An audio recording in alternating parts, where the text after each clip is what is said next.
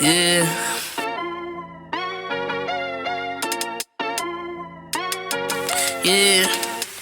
yeah, yeah. What you know about benchmark? They're speaking the facts that you wanna hear. That rapper jersey, the vision is clear. Diamonds glisten like a chandelier. You know what I'm here for, like Marshawn Lynch. At clutch time, we do not flinch. Real brothers, we do not switch. Hit home runs with the right pitch. Who run the city? What to do when they hating on you? I feel like Kobe 2010. I ain't taking the L, all I need is a win. Business is business, you know how they go. They playing the seats, now it's time to grow. Tune in now, gotta be in the know. Showtime, bitch, my about to blow. We know.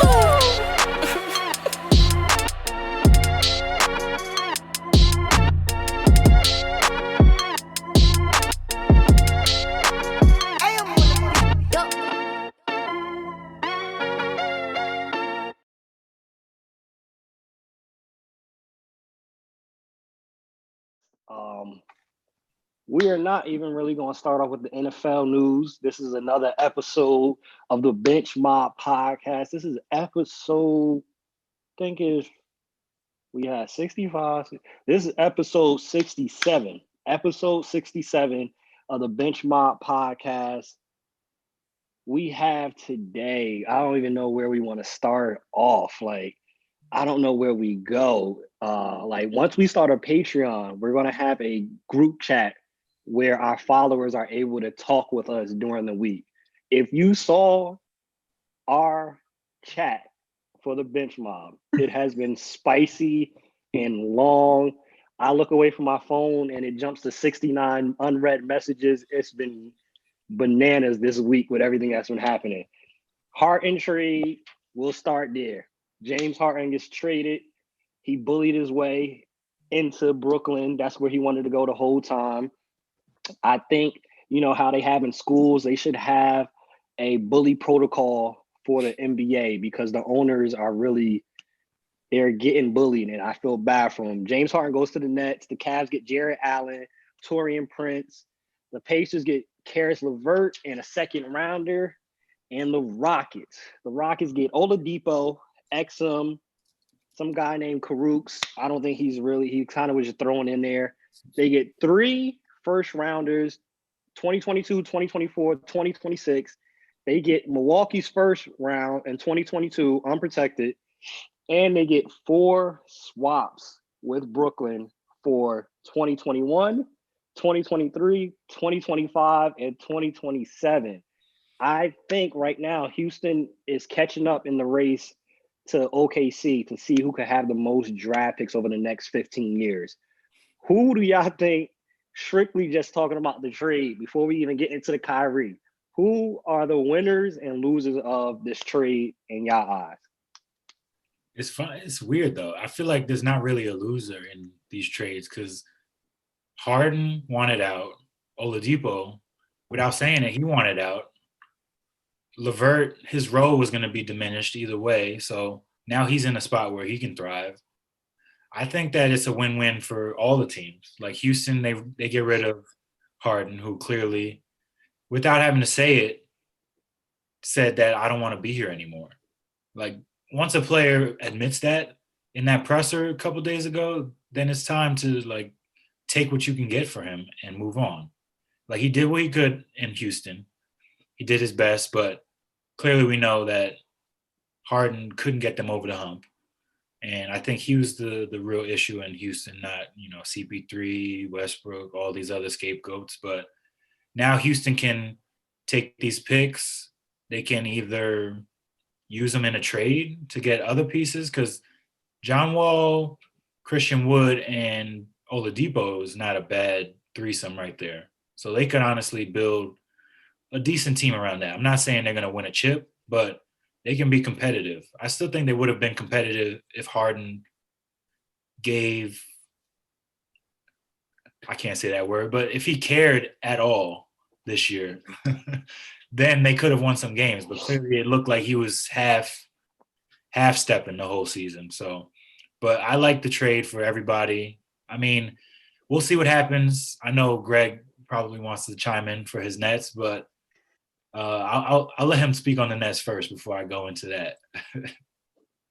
Who's the winners and the losers in this trade for you, Greg? Obviously, I think it's safe to say everybody that's our listeners, our followers, and our viewers know you view the Nets as a winner in this, but just humor us. Go ahead and tell us how you think about this trade. It's nothing funny about it. The Nets are the clear-cut winner in the trade by a landslide because it puts you in position to play for an NBA championship today, like tonight. Like when they play on when they tip off on Saturday, those guys are gonna, and they were already in position to play for an NBA championship, but you just got better. You just got better. So, yeah, I think the Nets are the clear-cut winners with the trade. That being said, obviously it doesn't come without its fair share of risks. But if you think, if you think about it, in the history of the NBA, any superstar that goes, especially in the modern day area where it's clear empowerment, when you talk about a superstar player going to a team, right? Like AD going to the Lakers, LeBron going to the Lakers, Steph Curry and Clay and those guys being in Golden State, right? These teams do anything possible to get their hands on other stars to make their main star, their franchise player happy. It's a precedent set for this already. This is surprising. Also, I want to take a moment to tell everybody on the podcast and tell listeners, I told you so. We put up a poll about James Harden and where he was going. Everybody was saying, no, there's no way he's going to Brooklyn, this and that. When a player of James Harden's caliber says where they want to go, they're gonna get there. Like that's the kind of power they have. And there's no way the owners to talk this out of the CBA. Like there's no way because you'd have to talk out player options basically at that point. And you can't negate free agency at that point. So it's just really difficult to work that out of the CBA. But nah, man, like the Nets was a clear-cut winner. Houston did good. I'm actually, it's funny enough, they got a bunch of picks, which is great for them. They're not going to be good picks, and that's going to be really good. This is going to be sustainable, in my opinion. I really believe that, and we can talk about that. I'll let Miles go first, but I'll tell you guys why I think it's sustainable. A lot of people don't, but for Houston, Oladipo wants to end up in Miami, so Oladipo's contract is expiring. So I just don't see, like, you traded LeVert, which I think LeVert's going to go to Indiana and blossom, be an all-star. Indiana is a secret winner in all this. I love what the Cavs did too. But if we're taking on the Houston point, you can lose Oladipo this summer. So I don't understand. That move doesn't make a lot of sense to me. They can talk him into staying in Houston, but there's no state tax in Miami too. It's not a lot of pointers. There's not a lot of. And Miami's a better basketball team, like by far. So if you lose them, it really is just a weird move for them. What an odd decision.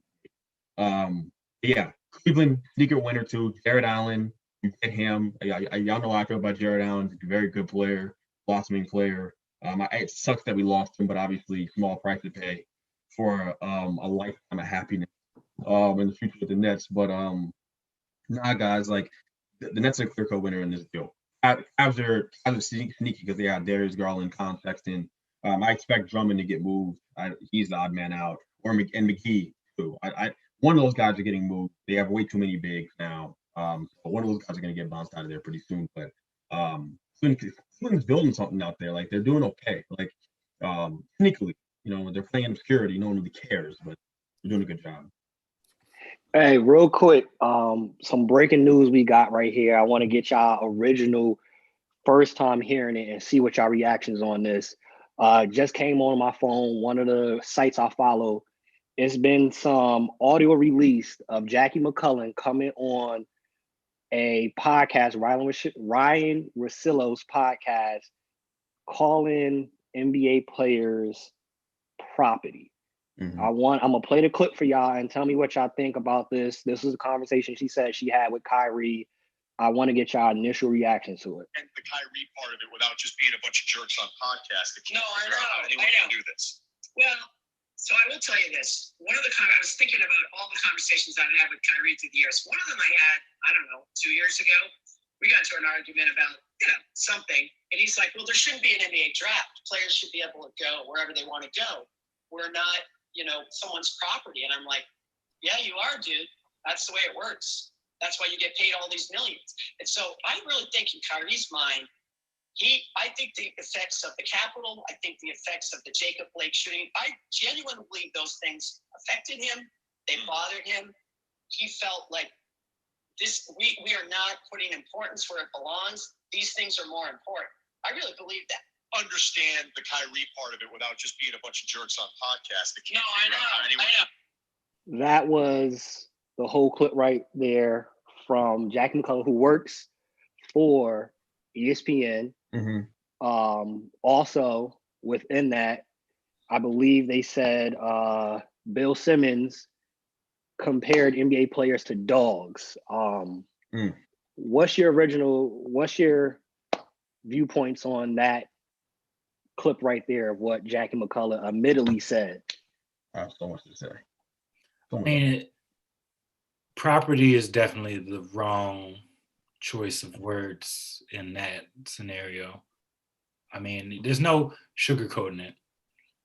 But, I mean, Kyrie saying that people should be able to choose where they go out of college, that he's an interesting dude, honestly. Maybe he'll come on this podcast one day. Hopefully you don't hear any of us talking bad about him. I'm sorry, Kyrie, if you do, but it's all love.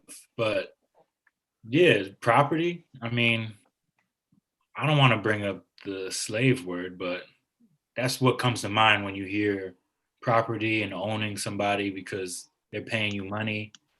It sounds like justified slavery, but I don't know. That's what I'm thinking. What do you think? With that, before you go, Greg, I just gotta say this.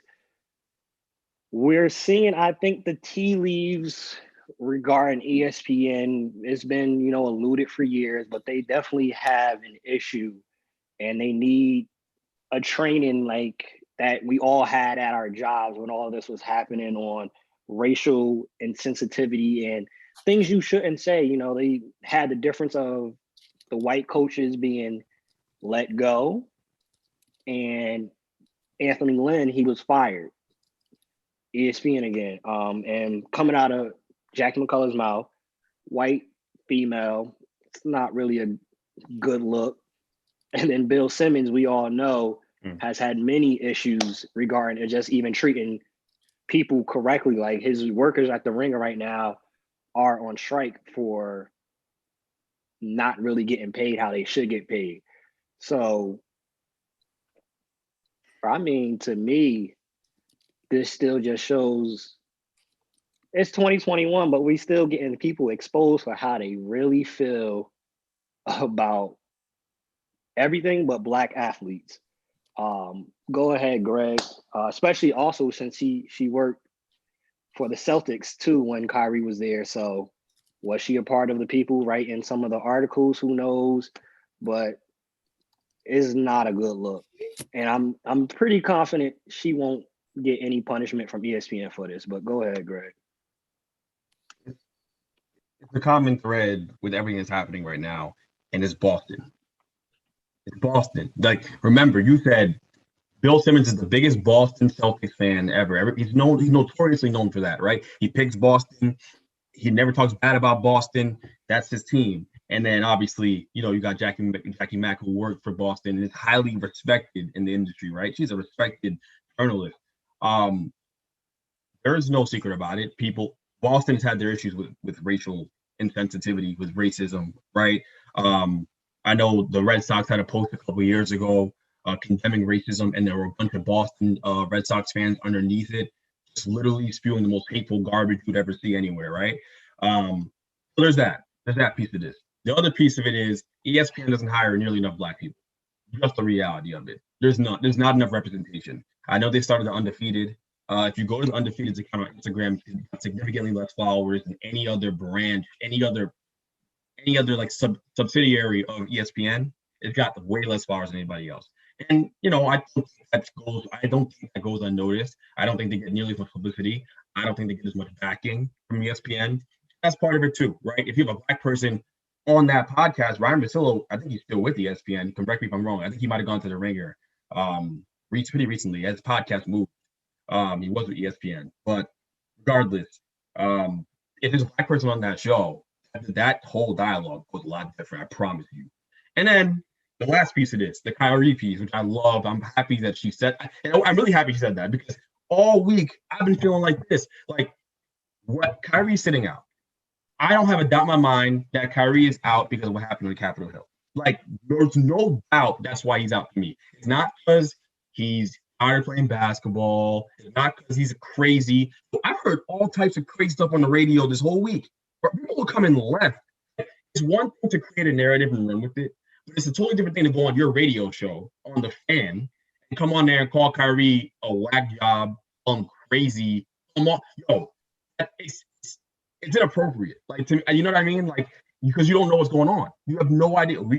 These people don't have any more inside sources than we do. And I know that they're reporters, but Kyrie hasn't talked to anyone besides the Nets. Like, no one knows what's actually going on. It's just all conjecture. Even me saying he's sitting out because of what's happening on Capitol Hill is conjecture. I don't actually know that, right? But if you read the tea leaves, last year in the bubble, he says he's willing to give up everything he owned for social justice, right? And now he's out after Capitol Hill happens and after the Jacob Blake ruling comes down, right? It's not a coincidence. Come on, like, it's really easy to see what's going on here. So for her to go out and say that, for her to like go out and really drive the point home that they are property, it goes to show you where her head's at.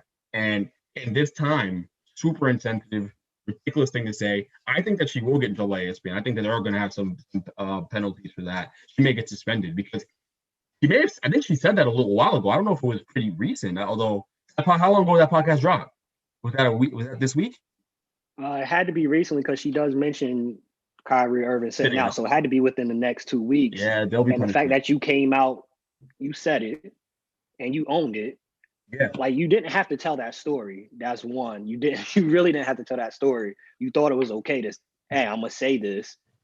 As you said, Ryan Wassillo's on it. He doesn't say anything to stop it. Like, yo, whoa, hold up, pause, pump the brakes. You said what? He don't say nothing about it. And how do you say something like that, calling a Black player and players in general? The NBA is full of Black, white, Hispanic, all of that, but majority is Black.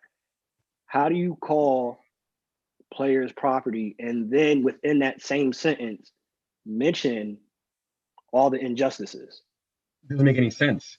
And one plus one obviously don't equal 2. Right. And also, this is why I think what Stephen A. Smith did a couple days ago in First Take was so dangerous.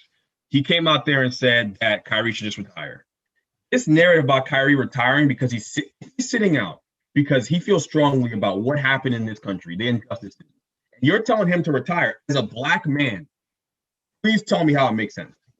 It's like Stephen A. Smith saying if he feels so strongly about, and obviously Stephen A. Smith, look, I got my opinions about Stephen A. Smith. I'm not a big Stephen A. Smith fan.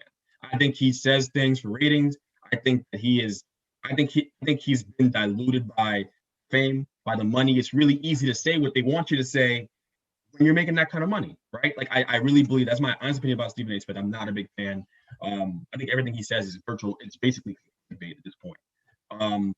He burns bridges, but I really think that that's a dangerous place to go. And we had this discussion in the chat. I left it at where it was at, but telling him to retire because he feels strong, if he does feel strongly about these things and he's sitting out, it's just a complete wrong way to go about it. There's no reason why Cap should have been forced out of NFL. Different situation, I know, he wanted to play. But it's really not that different. Like, Cap strongly about something, took a stand in a different way than Kyrie's choosing to take a stand. They're both choosing to take stands about something, right? Like, if Kyrie's doing it for this reason, still.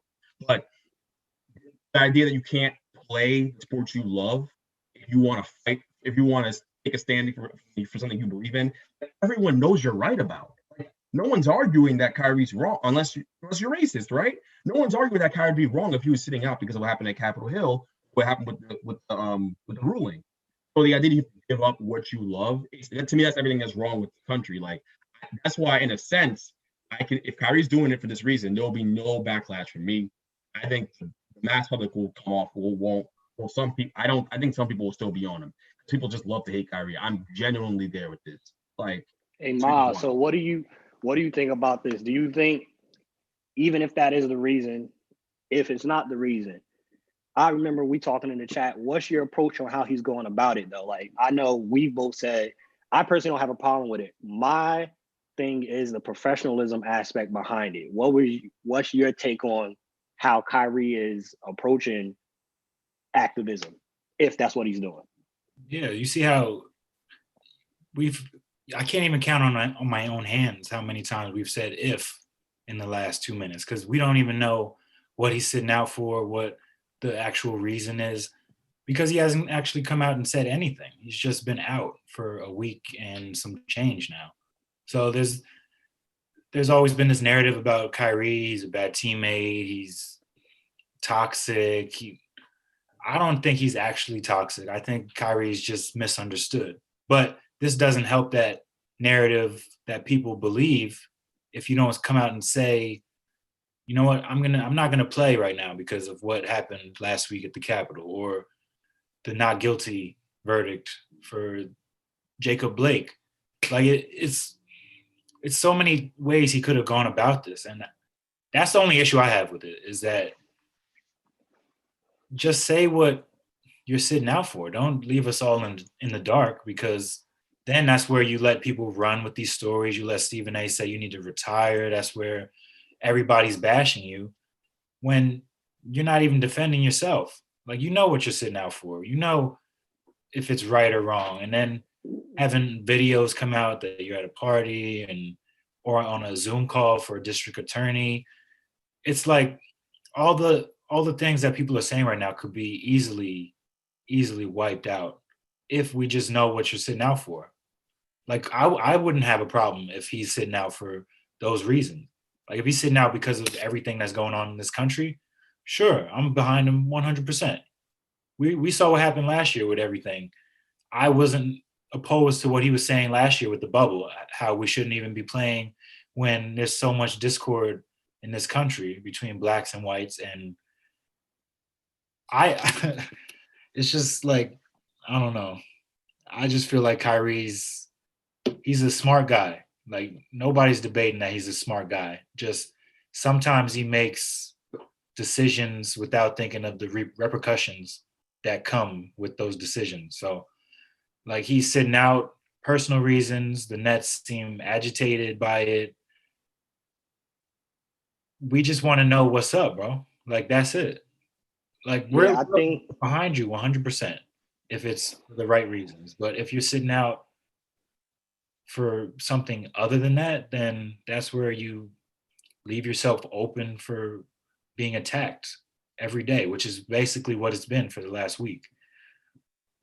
Yeah, even if it's the right reasons, as you said, there's consequences in life for everything, whether it's the right decision, whether it's the wrong decision. The thing, my viewpoint on it, is the professional aspect. Communicate. If you don't want to talk to the media, have your team release a report. Tell the Nets, say this on my behalf, because they're obviously speaking on his behalf, telling the media something. We're only hearing anything of what's going on from the Nets perspective. And that's where it's an issue also, because the Nets are making it seem, probably because he requested them not to say anything, but with the Nets coming out saying, we don't know when he's coming back, we can't say what he's staying out for, it's just personal reasons, isn't a good look either. Now, he could be cool with this. He could be cool with the backlash. He could be cool with everybody saying whatever they want about him, and even more reason why he probably won't say nothing. It probably isn't phasing him. Just on a professional aspect, you get paid to play this game. It's a part of your contract. Just say something, because your team needs you. You guys have so much riding on this season. Now you have Harden being at the party. It might be 2 weeks now that before he's even able to come back, because now you got to go through COVID protocol. Like, it's a lot of things that just isn't a good look. And just saying anything, explaining, could really put an end to most of this. Now, as Greg alluded to it, Kyrie is a person that people like to hate. They like to be able to rag on him, and not going to say he doesn't help in that and some of the things that he does, but I think it's just absolutely absurd seeing people negate everything that he's done, as if, all right, this situation negates him paying for 9 HBCU students' tuition, him helping the WNBA players out during the bubble, putting money towards that, helping the first responders, like all the things he's done. We can't just make it out as Kyrie as this demonic worst person in the world, toxic person. He has a good heart. I just think sometimes he goes about it the wrong way. But with him, you see James Harden doing what he did to the point. I mean, hey, if he went to practice, we might have saw Boogie get down because they not dealing with his disrespect. He wasn't professional in handling how he did what he did. You see AD forced his way out in the trade last season. Do you think the player empowerment movement is kind of going too far? Or is this where the NBA is going from here on out? I would think that they're the ones that have all the power, honestly, because if they don't play, you can't sell tickets. You can't, like, that's the main point. Like, that's why these players, they feel so powerful now, because they know that, honestly, we're the ones getting paid $40-something million a year. We're the ones bringing in the ticket revenue. You're selling my jerseys. Like, if I don't want to play for you, you lose all that revenue for the jerseys that I was playing for you in. So that's why, like, what are they going to do with all those James Harden jerseys that are out in Houston now? I saw a car wash. A car wash. They're taking in all the jersey. You get a free car wash if you bring your James Harden jersey. Which is funny. I mean, I'm sure that's a lot of car washes that are that's not gonna work for more than a day. That's probably a one day special for that. But yeah, the player empowerment, I like it because these owners, they've always felt like they're bigger than the player. They can, I mean, you even go back to Donald Sterling a few years back, how he said some things that made you think back to slavery. Like, how does an owner speak about his players like this? I don't understand it. But let's see what happens with future trades because of this Harden trade. Because honestly, he pouted for the first, how long has the season been? 3 weeks? The first 3 weeks of the season, clubbing at Houston strip clubs and all that stuff, doing everything he can to get out of Houston. And what happened? 3 weeks later, he's gone. So clearly it works. If you throw a tantrum and you don't want to be somewhere, you'll get your way more times than not. So that's all I got to say about that. I think concerning it, I'm all for player empowerment. A lot of what Donald Sterling did, a lot of owners feel that way. They just didn't get caught. It's just not on tape. A lot of them feel that way. We have if it's safe to say, Michael Jordan is the only Black owner in the NBA, if I'm correct. So it's a lot of owners that feel that way. A lot of owners we saw when everything was going down with the bubble wasn't really. Some of them did push back on trying to give their money towards Black causes. A lot of them feel that way. The only thing I would say, though, to be aware of is 2022. They're renegotiating the CBA. Trust and believe the owners are going to bring stuff up like this in those new deals. 2022, not saying that it'll be able to be stopped, but they're definitely going to try to have a conversation about it to make some changes.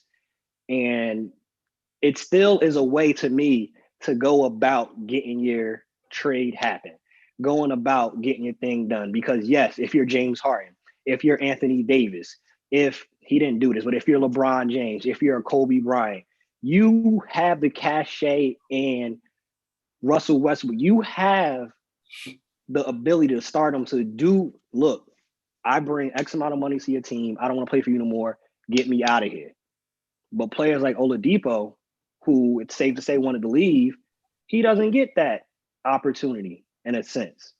He's not on their level. So the people below, go ahead. Oladipo, RJ Barrett, players like that. If you make a complaint, you don't get the luxury of going where you want to go. James Harden got to go where he wanted to go because it's James Harden. Everybody else in the league that's not in that top 10 players, the superstars, they can't do that. So I think they got to think about doing it in a professional way where it doesn't hurt the whole NBA brotherhood. But Greg, I know you love it, especially being that he ended up to Brooklyn. Big picture though, even outside of him ending up Brooklyn, I don't feel bad for the owners. And this, the owners be the victim. You know what I mean? Like, how could the owners be even made up to be the victim for even a second? Tillman Fertitta is the owner of the Rocket. Tillman Fertitta is a known Trump supporter. Donated to the campaign, all of it. All right, fact check me on that, listeners. He did that, right? It was out there. So I feel bad because James left his team. James made that man billions of dollars, right? State lost money when James left Houston. It was that big of a deal, right? As big as Texas is. So, look, I feel bad for the fans. Do you like the way James Harden handles it? It's a whole different discussion. We can have that conversation on the side. No, right? You don't disrespect your teammates. That was where he crossed the line. To me, it wasn't the club. The club was unprofessional. But whatever, like you can stomach it. What was in the club during these times, right? During COVID and during the rules. But going on that podium and making it about your teammates is where he went wrong. Now, he obviously knew the trade was coming down the pipe. He wanted to force the Rockets' hand, and he had leverage. Apparently, he hired the same agent that Russell Westbrook had. Yes. And Westbrook, that agent, Westbrook gave him specific orders to orchestrate the trade to go to Washington. Apparently, that's what I read. And then James hired the same guy and told him, "Hey, get me to Brooklyn. You have one job. Get me to Brooklyn. I'm hiring you for just this. Get me to Brooklyn." I think his name's Wasserman. Wasserman. So yeah, look, the NBA players having power is a great thing. It is. Look, the days of being a fan of a basketball team, like the younger generation coming up, like I'm a fan of the Nets, right? I always will be. That's us. You're a fan of the Knicks, Miles. Tragically enough, you are forever. But my little brother is going to root for players. He's not going to root for teams, and it's because of the power they have. They're not stable enough. If a player gets tired of a situation, he can just up and go. It's a good thing. Think about it this way, and I think about it this way too, for listeners. Name another industry in the world where a black person has that much power. OnlyFans. OnlyFans, fair enough. I think that's what it is. Sports industry. The sports industry, and football's not even like that. No, football's not even like that. No matter how good you are, Alvin Kamara can ask for a trade tomorrow. He is playing the rest of his contract. I promise you. They will do whatever they can to keep him. They'll franchise tag them. In football, they treat these guys like animals. Let's just be honest. It's worse than football. So I will never be mad about an NBA player being able to exercise his own freedom, especially when you get to the height that James Harden's at. James Harden's earned this. James Harden has earned the right to call his own number. You do it the right way. Whole different discussion. No, we can talk about that. Because if he wants to practice the next day, I promise you it's going to be fight. I promise you it's going to be hands. I'm about to listen to a podcast about that later on, about what would have happened. Because it had Vernon Maxwell on the right time with Bomani Jones. Shout out to him. That's a great podcast. Love that podcast. But that's free promo. But still, like the point is, I'll never be upset about an NBA player being able to exercise that kind of power because they've earned it. They're worth billions of dollars. They understand that. Kyrie understands that. Now you can disagree with the way Kyrie goes about using his power, utilizing that power, but you can't tell me that you don't see why. Like you don't see why he might utilize the power the way he's doing it. Just put out a tweet. That's it. All you gotta do is tweet. That's the way I see it. But again, I'm all for player empowerment. I think it's going to continue. It's going to get. Kyrie won't be the last guy to sit out a game for personal reasons. I don't think it's going to be. He won't. I'm telling you. I think you'll definitely see it. Something I wanted to ask y'all.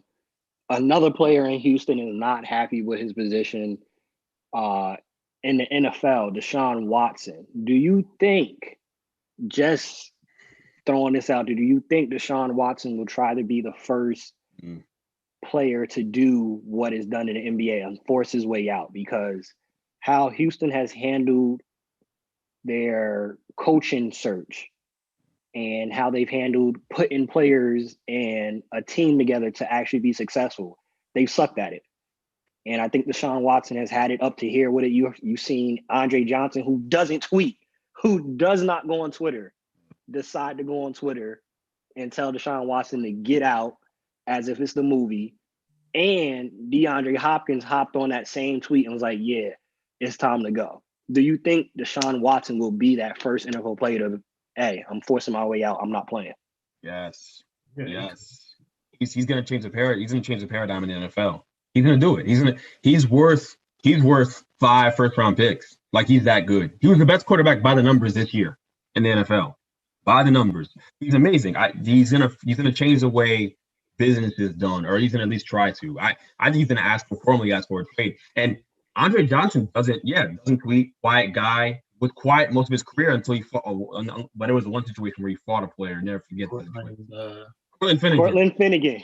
That was wild, yeah. But that's legendary stuff, like stuff of legend. But no, yeah, I think he's gonna try to force his way out of Houston, and rightfully so. What have they done all these years? It's not Sean's fault. This team hasn't won. It's not JJ Watt's fault. They've wasted JJ Watt's career, right? Like, they just wasted it. Think about it. How old is JJ Watt?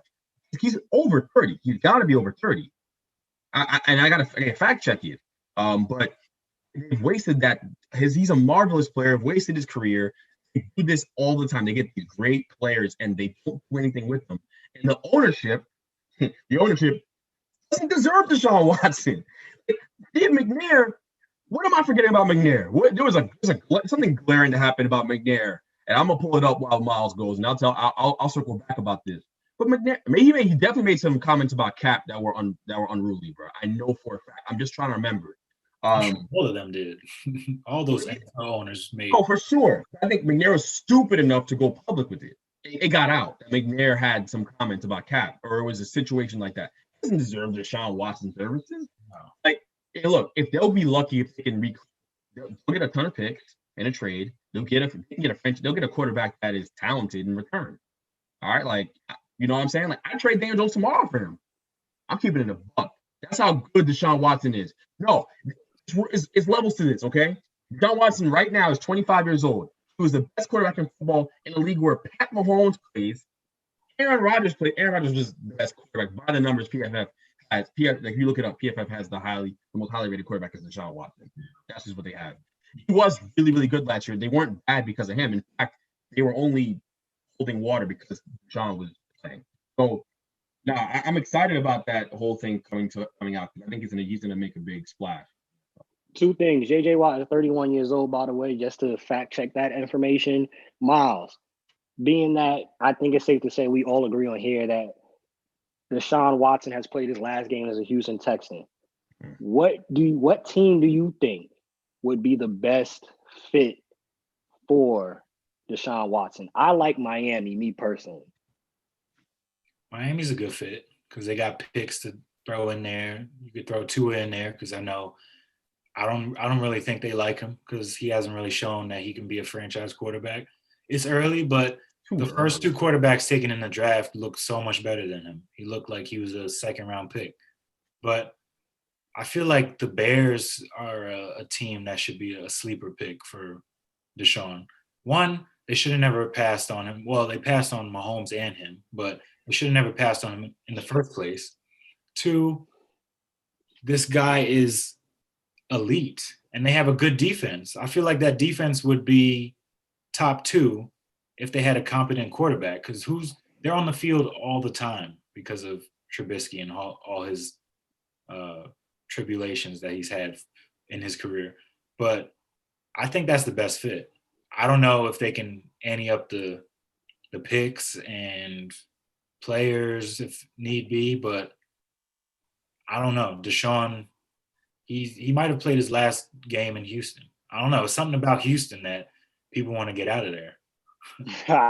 I think concerning the Bears, the only thing with that, they would need to get a run game, especially with the weather that they got up there. You know, cold weather places, you want to have some type of resemblance of a run game, which they don't have. I think the Bears are an option. I just think in the best interest of Watson also, they have a lot more, I think, going on for Miami than Chicago. And if they had a Deshaun Watson, I think we see them actually getting to the playoffs this year. when they were on the cusp of getting in there. You add Watson to that mix, they're a playoff team, in my opinion, with what he's been able to do, give him some talent. Getting back to the NBA real quick, though. So we have this trade now. We have Harden in Brooklyn. One, does this make them the favorites to win it all? And who has more pressure? KD to lead this team or Harden to actually show up in the playoffs? What about Kyrie? He doesn't have any pressure. I feel like the pressure might be on Kyrie the most because he moves down the line on this team. It's going to be a little tougher because now you got three guys who really need the ball in their hands on a consistent basis. So now you got to figure out how all three of them can coexist. If you look at the big three in Miami, you had LeBron who had the ball in his hands most of the time. Bosh turned into a spot-up shooter, and Dwayne Wade wasn't as good as he was before that. He was still great, just not as good as he was when he was playing with Shaq. So now who's going to take that hit and who's going to be okay with that? Because all these guys are elite. KD's clearly the best player on this team. I think Kyrie's the one who needs to figure out his role now. Because, I mean, Harden, if you looked at the teams that he's played on in Houston, he's been the guy bringing the ball up, dribbling it 20 out of 24 seconds of the shot clock. So let's see what happens now that he's on this team because they've traded so many assets to get him. So clearly it's a win now move. And let's see if Kyrie can buy in now. That's the main thing, getting guys to buy in and accept their role because that was the main thing in Cleveland. He didn't want to play Robin to LeBron's Batman. So he wanted out. Went to the Celtics. I feel like it wasn't a good fit for him over there. I think the fit over in Brooklyn was good before this trade, and now it's kind of like, now where do I fit? So now that's why I'm anxious to see when he comes back how everything shapes out. Do you have them as the favorite in the East? I mean, you kind of have to by default because it's like those three guys on one team. In 2K, you probably, like they said, that's a team that you're not allowed to pick because it's a cheat code. All three of these guys that are elite, they're all like above a 90 on 2K. So, I mean, yeah, that should put them as the front runner. No matter who they have backing them up. They could have a 6-man rotation at this point. It's still the favorite. So last thing before Greg goes, because I know he has a very interesting perspective on this. Do they have enough to beat the Lakers? No, I don't. The Lakers play great defense. I don't think that anyone's beating them. The Lakers are a great team. They're a great team. Like, they really are. So no, I don't think the Nets will get to the finals. That I know. I don't think that they're going to beat the Lakers. The Lakers, LeBron's going to repeat, which is going to be quite the accomplishment. But can I go now? Is that okay? Oh, all right. Just making sure. So about the pressure point, Kyrie has the least amount of pressure on him out of all of them, in my opinion, because Kyrie's proven in the playoffs. That's simple. That if you want to talk about basketball, Kyrie's proven. He's hit big shots in the finals, Game 7. One of the biggest shots in NBA history. He's got that under his belt. He's always going to have that. He's a big game performer. That's whenever the lights are brightest, Kyrie performs. He's going to come give you 30 points. He's great. The pressure is going to be on a combination. It's not just one guy. If I had to say there was more pressure on one than the other, I'd say it's KD and Harden, man. KD and Harden it really is both of them because from the KD angle, KD came from a 73-win team. Joined a 73-win team, which was much maligned. Everybody had a lot to say about it. I had a lot to say about it. I hated it. And he's won. And people act like those championships are watered down. In my opinion, championships are different. They are weighted differently. Those are not weighted the way LeBron's championship in 2016 was against that 73-win team. They just aren't. So, yeah, KD has something to prove. And he knows that. Subconsciously, he may act like he doesn't know that, but he knows it. Harden hasn't performed in the playoffs. Last year in the bubble, that was pitiful. So Harden has a ton of pressure on him. If Harden goes over there and doesn't slim down and lose that Hardy's weight and play great basketball this season and play great in the postseason, people are going to trash him too. So it's KD and it's Harden. They both have a ton of pressure on them. It's really ironic they're coming together to play together this year because they're really at both at pivotal points in their careers. And Harden knows this. Harden knows if he doesn't win a championship, he'll never get the respect he truly deserves. Nets have the 2 greatest scorers in NBA history on their team. Like, that's a fact. Is that my hot take today? I guess my hot take. If people don't agree, I don't know what you're watching. But the Nets have the 2 greatest scorers, 1 and 2. KD's number 1, Harden's number 2 on their team. There's no excuse not to win a championship on this run. If you're looking at this big picture, the move overall, KD definitely is the reason why Harden's here. KD wanted to play with Harden. That's out now. We know this. It's been reported. So when people say, "Oh, them have opt out in a year or so," blah blah blah, look, they're all going to resign. I don't think that's, I don't have a question about that. I know it's a volatile situation, so I get why it's people can speculate on that. That's fair, but I think they're all going to resign. I think KD's staying. KD commented under the Nets post saying Nets World when the Nets announced it. He's very excited about playing with Harden as well. So like I think it's going to work. They're not winning this year, and if you talk about the pressure, it's KD 1A and Harden 1B. I think Harden has a little more pressure on him. Last year, he was actually horrible in the playoffs. It was unacceptable. So. I think Harden has the most pressure. He hasn't won anything. His 2 compadres on that team have championship rings. Mm-hmm. He comes into the locker room. His fingers are naked unless he's throwing on a Fashion Nova ring. He don't have any jewelry. He just don't. So he got the most to prove. He has not come up big in playoff moments. He's been in a situation where he could have got to the finals. That game 7, which will never go away until he wins a chip. That game 7, where they're in Houston, should beat the Warriors. He doesn't show up. I don't know if he went to the turkey hut over in Houston the night before, was playing on a full stomach. Some good food out there, man. I can't blame him for being overweight. It's Houston, you could throw a rock on a block and hit 5 different restaurants with that same, I promise you. So great eats out there.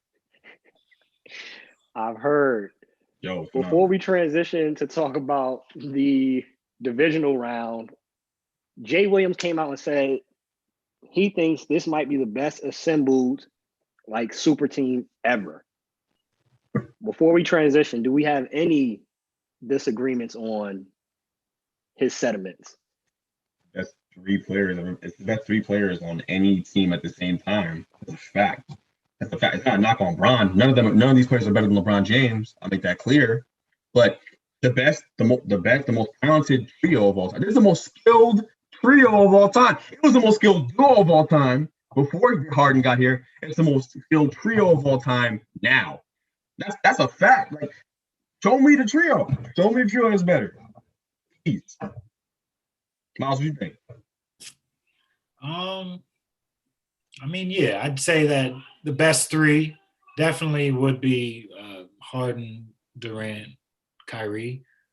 But like team-wise, I wouldn't put them up there. Like if we're judging them on the rest of the team, then I don't know if I would go that far. You know, the Lakers had all those players in the 80s. Who else? I mean, it's tough, though. It's kind of tough to. Well, it's hard because the Nets haven't played a game yet. Yeah, they haven't played. They haven't played a game yet. Yeah, we haven't. Harden's gonna make his debut on Saturday night. It'll just be Harden and KD. It won't be Kyrie yet. When those guys get together and have a 3/4 of a season to play together, we can talk about best team. We can try to then. But if we're talking about just as far as the talented players being put together and being assembled, never been a more skilled trio in NBA history. Never. And that includes KD's trio with Clay and Steph. This is just better. I'm sorry. It just is. Yeah, I don't have any disagreement here. The biggest thing is that seeing them play, I feel they're not going to win this year, just like Miami didn't win their first year. I think they'll retool in the summertime and figure out what they need. and then they'll come back next year, and it'll be spicy to see. Yeah, it'll be something, that matchup. I think we'll see Brooklyn, LA again next year, but it'll be a different Brooklyn team. I think they'll be adding some pieces. Before we transition to the NFL, let me just say this too for all the people listening. For everybody who's questioning whether or not this is going to work, Charles just called them the Dribble Brothers on TNT before the game on the little show they have there. So he's funny. What I would say about it working is go back for everybody who listens to the podcast, go back and watch film of James Harden playing in OKC before he went to Houston. When he played with Westbrook and he played with Harden. Just go back. He was getting buckets off Iverson screens, spot up, banana screens. He played basketball, a beautiful brand of basketball before he linked up with D'Antoni. I think he can go back to that. James Harden is generally here. He's a basketball, but D'Antoni also realizes it's a different situation. You can't put the ball on James Harden's hands and expect these guys to sit on the side and watch. Now, what they can do is they're going to stagger minutes. James Harden will be on the TLC with Gioza, with guys on the bench, and he'll just do his thing. Go do your thing, dominate, right? Go get 30 in 2 quarters. Go do it. You know what I'm saying? Like they'll stagger the minutes. When you guys on the floor together, I think Harden can play beautifully off ball. I think I just think he's going to surprise some people. Harden's a way better passer than he gets credit for, and a way smarter player than he gets credit for too. He just got into LB style basketball. We can bring D'Antoni. But it worked for Houston those years. Didn't win, but they were a very good team. For every year he was there, like honestly, right? So I just think he's gonna have to adapt, and I think people saying he can adapt are really underestimating how much of a basketball genius James Harden is. He's a top 5 player in the NBA. The Nets have 2 top 5 players in the NBA, just like the Lakers do. And they got Kyrie. All right, so I just think Kyrie is maybe a little more the X factor. We haven't seen him play off ball, but I know Harden can, and I know KD can. So I think Kyrie's gonna be the one who gives up the least out of all 3 of them. That's what I think. I think Kyrie's gonna be in that freestyle game that he plays. It's not gonna change much for him. But for KD, for Harden, it'll be different. If it was me, if I'm coaching, I'm putting the ball in Harden's hand. Right now, he's leading the league in assists right now, and that's 10, 15 pounds overweight, going to clubs every night, drinking Kool-Aid, telling teammates they suck, and he's still averaging 11 assists. And the teammates know he don't want to be there, so he's still able to get 10, 11 assists a game. Let him run the offense, put Kyrie in spots to score. KD can go back to Warriors KD, where I'm just playing off the ball, doing cuts, put me in the post, and it's going to be times where the beautiful thing about these 3, out of all of them, KD is the most automatic bucket. KD can go get 12 straight, do another 10. There go 25 right there. Yep, greatest get to the free throw line. James Harden's going to get to the free throw line. The only person where I think they're going to have to actually put more effort into getting his buckets is Kyrie. James Harden, because James Harden gets to the free throw line when he wants to, and he's back in shape. James Harden's going to get 14, 15 free throw attempts. He's going to knock down 5 to 7 threes. Boom. That could be done in the first half, honestly. KD, we saw it last night. I was laughing because DeAndre Jordan came up to set a screen while Kevin Knox was guarding KD. KD looked at him like, bro, what's wrong with you? Move. Boom. Pulled up 3 with ease. 1 dribble. Boom. That was crazy. That was crazy. I just think the scoring is not going to be their problem. It's defensively. Scoring, they might lead I think this will probably be, we'll have to look up the facts because nobody here has been studying basketball their whole life.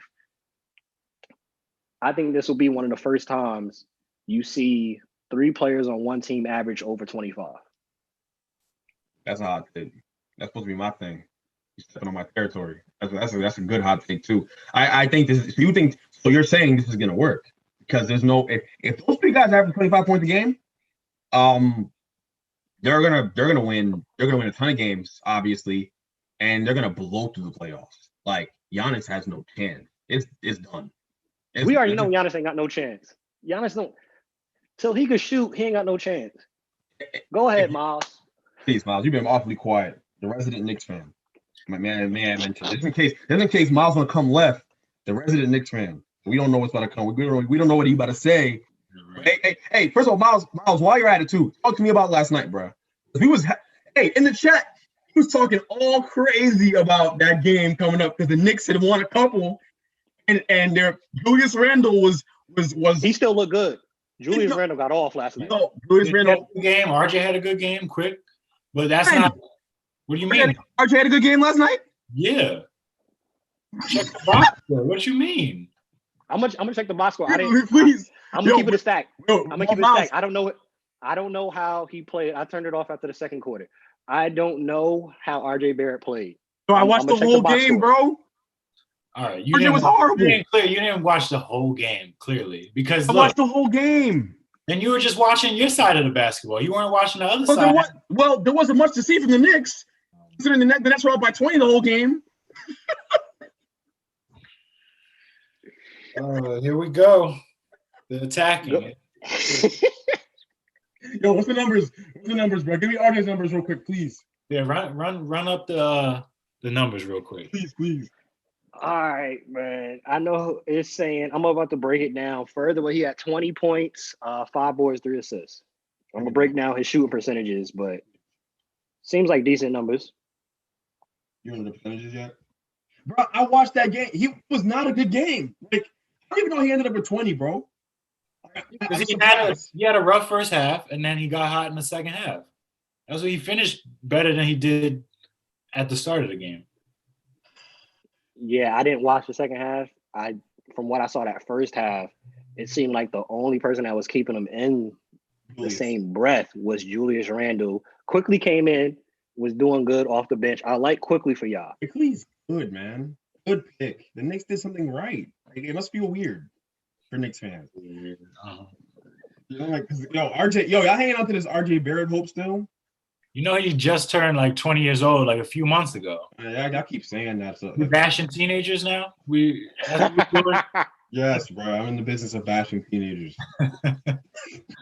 I still think he's got room to grow. Clearly, he does. I think the structure of the team puts him at a disadvantage sometimes because we were hot that first week shooting the 3, but this isn't a 3-point shooting team, so the spacing isn't ideal for this team. And seeing as how he's not LeBron James type of athlete, he needs more space to operate.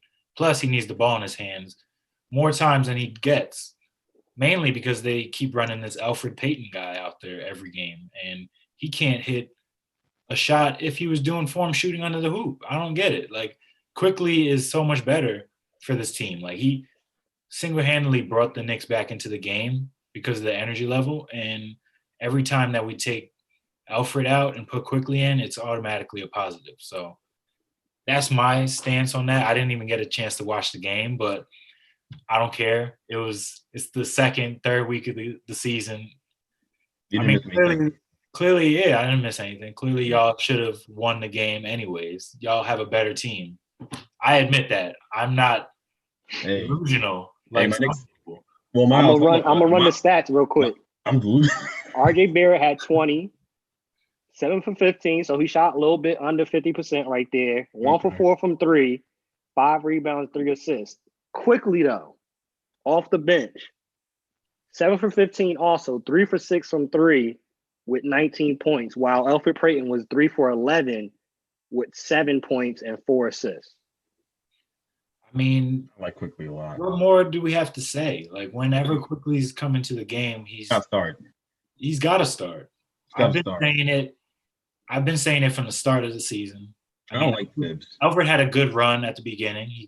He had a couple bad games, then we got hot and he was playing well, but now he's back to what we thought he was. I mean, the change is coming soon.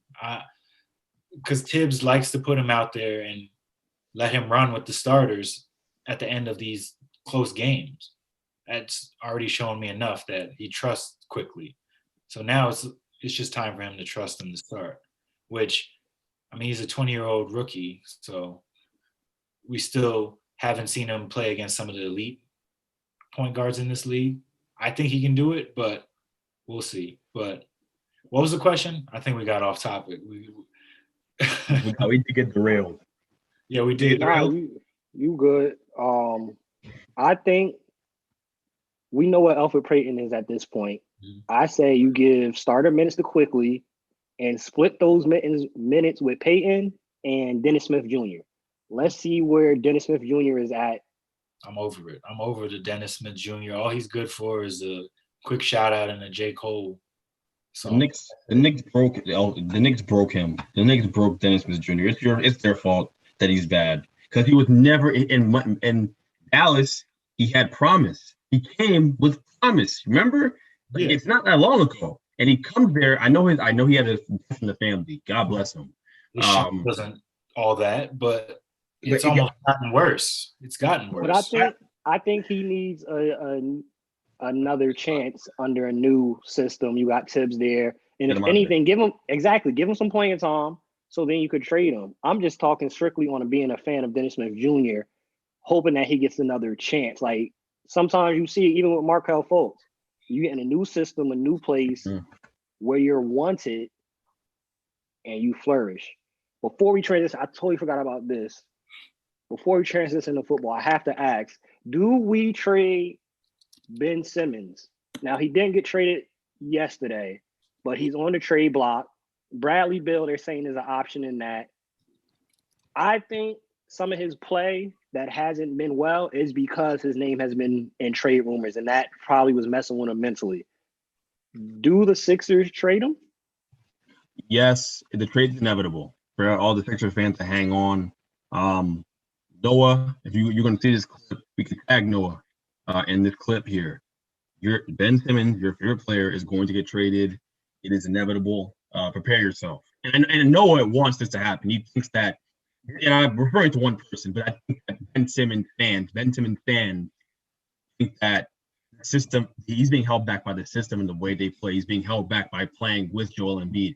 And maybe they're right. Maybe Ben Simmons goes to a team, plays a bunch of shooters, and they space the floor, and he can pass and play in the open court, and his numbers skyrocket.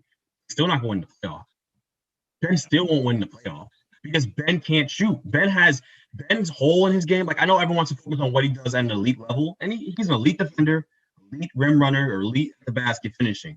That's great and a great passer. But when you have a hole in your game that's that wide, and you haven't even made a dent in getting better.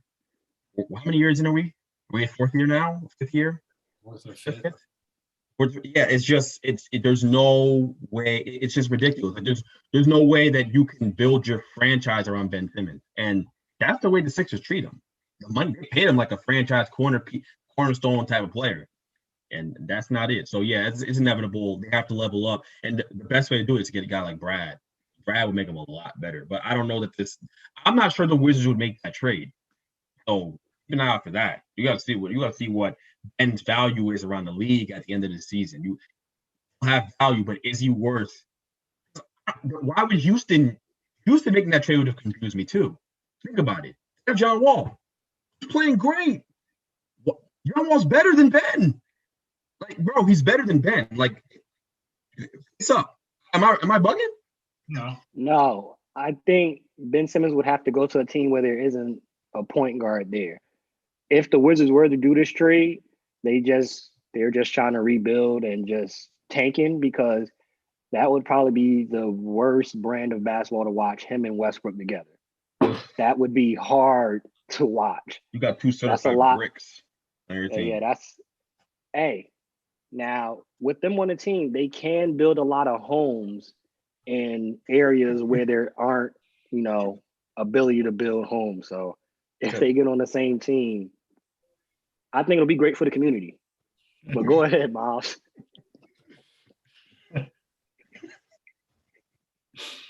Yeah, it's just funny that he's only looked at as solely a point guard, because that's all he really brings to the table. He doesn't shoot well. He doesn't really play his position, which is power forward. So that limits the teams that he can really go to. Because if you're looking at him as like his size, you would say, all right, that would be a good trade for the Rockets. He could play the small forward position, but he doesn't do anything at that position for his team. Like he grabs boards. I'll give him that. He's a good passer, but not every team he's going to go on to, he's going to be that main guy running the show. So if you can't shoot and you can't, like, your offensive game is limited, that kind of hinders the team that you go to. And it also hinders the Sixers on places that they can trade them, because that Rockets trade would have never worked. Like you said, John Wall's there already. It wouldn't have worked. I mean, they would have gotten better defensively, but that's about it. I don't know any other teams that he'd be good at playing for. Maybe you send him to the Knicks or something, but even that, I wouldn't want another point guard who can't shoot. We already got a smaller version in Alfred Payton, so that's a waste of assets at that point. So Ben Simmons, yeah, he's the guy who has to get traded. I remember last year we were saying who would be the most likely to get traded from the Sixers, and I think I said Embiid. But now I'm changing my stance because I don't know how you trade Embiid, because he's probably the best center in the league when he's healthy, like fully healthy. And Ben Simmons is just, he is what he is. He's like a very good basketball player. But that's just not good enough for the Sixers to get over this hump that they've been stuck at for the last, 3 or 4 years they've been trying this. Yeah, we'll see what happens with that. Right now, Philly is up. Ben Simmons has 4 points, 7 assists, 5 rebounds, 1 for 4, and he shot a 3 tonight. He's 0 for 1. Look at that. The trade rumors might be done, and he's shooting threes. We might see a different Ben now. Ultimately, in the show, y'all will never win anything because D'Antoni is on that squad as a coaching staff. D'Antoni will mess it up at some point. Defense is not a priority, as we've seen. You have D'Antoni on your coaching staff. You have Steve Nash as your head coach. Both people that come from no defense systems. You have James Harden added to the mix. It's too many personalities. Y'all won't win a championship. You still got to deal with the Lakers. Lakers in 6, not 5. Brooklyn, we added James Harden. Lakers in 6.